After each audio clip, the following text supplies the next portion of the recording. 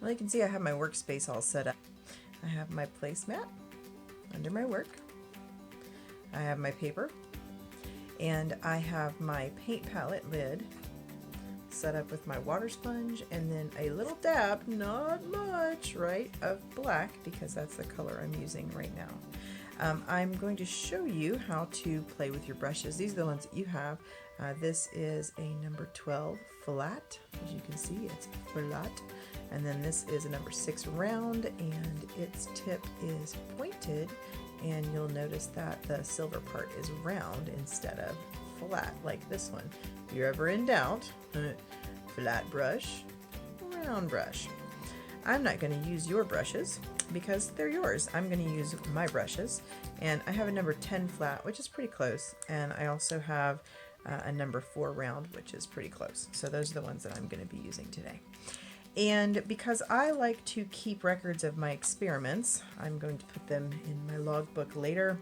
I am going to use a half sheet of paper. You guys can use the paper included in your kit, practice paper, or you can get a piece of white paper just like I have. But I am going to go ahead and label what I'm doing because I'm going to want to put it in my book. I'm going to put up here, and tell you what, I'll do it in pencil first. Okay, here's my pencil. I'm just going to write up here something like Brushstrokes.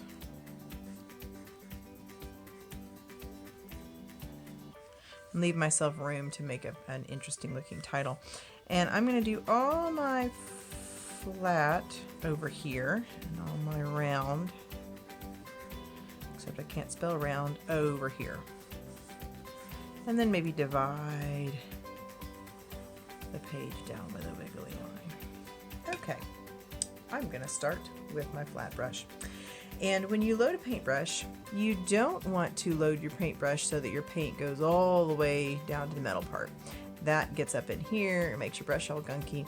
You really only want to load your brush halfway up, if that much. So I'm going to start by making some broad strokes, and I'm going to load the whole tip of my brush, and I'll bring this up here so you can see it, with the paint. Yep. Oh, you can't really see that, can you? It's black, it's hard to see, but the paintbrush is loaded about half of it black. And I'm just going to start making some big, broad strokes. And I'm going to run out of paint eventually, and sometimes I kind of want it to look like that. But this brush holds a lot of paint, as you can see. It's just going and a going and a going. Oh, yep. Now I'm out of paint. Pretty neat. Okay, I'm going to take the same brush and I'm going to load the tip by just tapping it in the paint. And let's try a different one. Now my handle's pretty long, so I might have to go at an angle. You probably won't do that because you have a short handle brush. But make sure we're in the frame. I'm just going to use the end line. It makes a nice straight line if I just draw it across the paper. And you'll notice I'm not using my wrist to do this. I'm kind of hinging at my elbow. If you would just use your wrist, you would make a curved line. So maybe let's do that. Let's just use my wrist and see what kind of curved line I could make. Yep, it's a different line, isn't it? Let's see what else I can do. What else can you do with a flat brush? You can pounce or scumble. And it's not a great way to pounce because the brush itself is not wide open at the end. But pouncing is basically just bouncy, bouncy, bouncy, bouncy, bouncy, bouncy, bouncy, bouncy.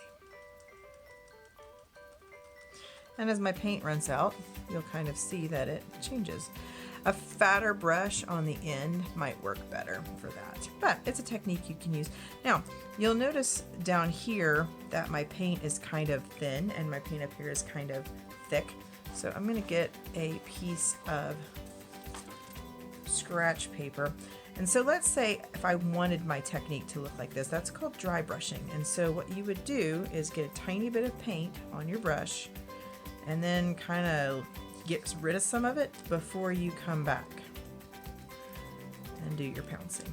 So my brush is pretty dry here. When you look at this paint up here, my brush was fully loaded, and so it's pretty wet with paint. It's even still shiny right here, so that's not even dry. The rest of this is pretty much dry. So if you don't want as much paint on your brush, don't use your sponge, that's for cleaning. Get a scratch piece of paper and just take off some of the paint. And I like to keep this paper because I'll probably use it later. Okay, I'm going to let him rest over here for a little while.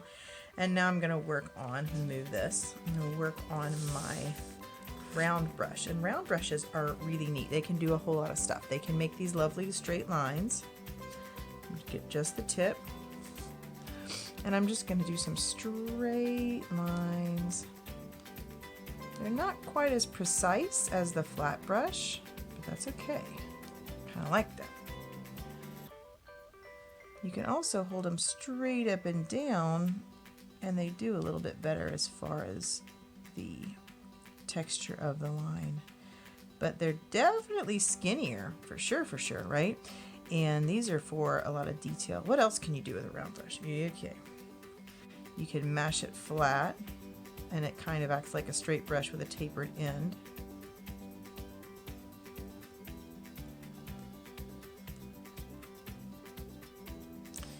You can draw with it.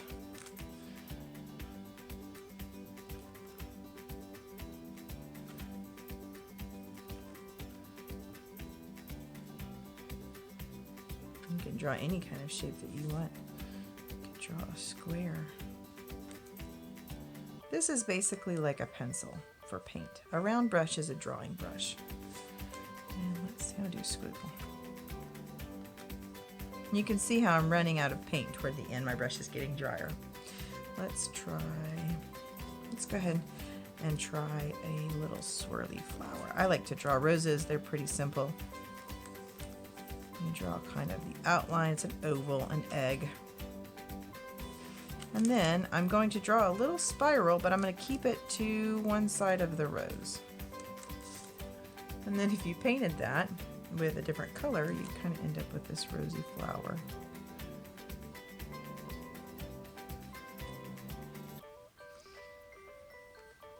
Notice I'm not using a lot of paint. Just a little bit. I can always come back and get more. I'm going to go ahead and paint kind of these little flower petal pieces down here, the leaf. And if I use just the tip, I get this really tiny little line. And perhaps, maybe I want to draw a ladybug next to it. Let's see.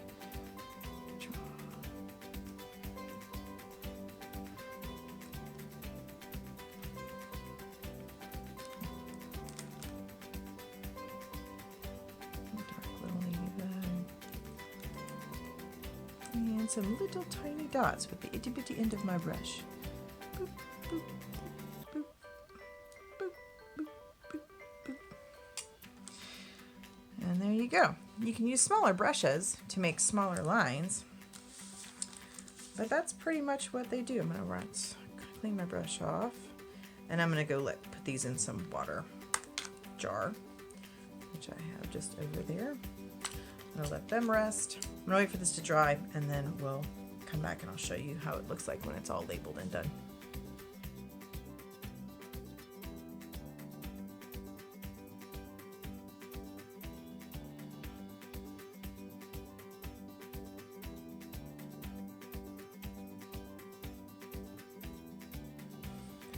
And here it is done. I have labeled it a little different up top, added some boxes around these. I made sure I put which brush I was using, and then here I said R&L Black Taklon. That's the kind of brush, that's my purple brushes.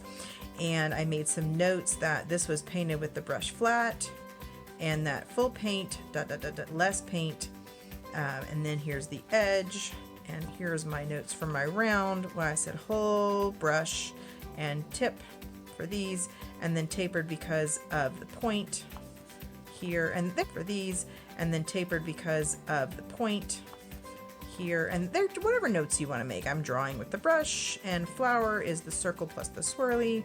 And you can put any kind of notes you want on here, but these notes are to help me remember what I did and then what it looks like, so I won't have to guess every time I go back.